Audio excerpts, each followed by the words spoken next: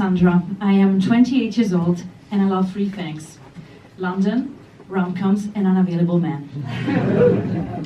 I'm here to treat my addiction to making funny comments out of miserable and dramatic situations.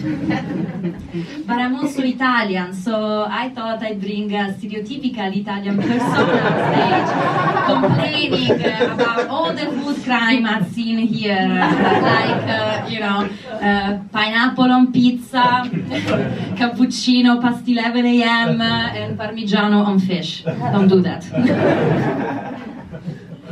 But actually I decided to talk about something more uplifting and relatable, like the rental market in London. So, whoever in this town manages to live for more than 6 months with the same group of people in the same place is regarded as a lottery winner. I, for the past 10 years, have been living in all sorts of dodgy and classy shitholes, as long as they were close to a co-op that would sell burrata. The first place I lived in was near Roman Road in Hackney Wick, which obviously made me very optimistic because I thought he had something to do with Rome, right? It didn't. My favorite spot was one of the earliest Franco Manca in Westfield, Stratford. Yes, you heard that right. The temple of good Italian pizza was in a shopping mall in East London for me. That was until one day when I was waiting on the platform, a TfL officer came to me and just dropped some casual, high crime ratings about the area.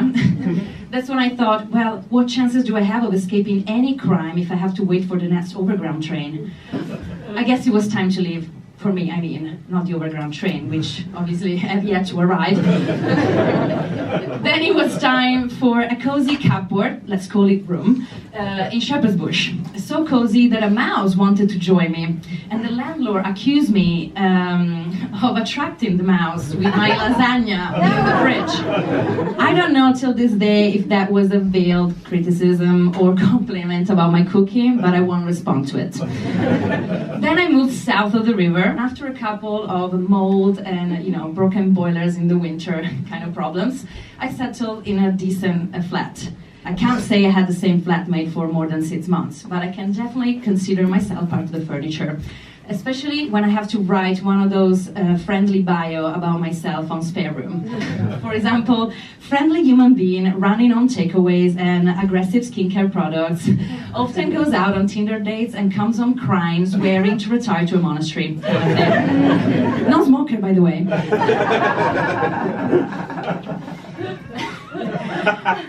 3 years ago, though, 2 days into lockdown, the building got on fire, and it suddenly turned everything more exciting. Because I was stranded for 9 months, homeless. But don't cry for me, because I do have a fond memory of that night when 2 firefighters, straight out Magic Mike's show, escorted me inside the building to collect my most important belongings: my toothbrush and my emergency kit of vibrators.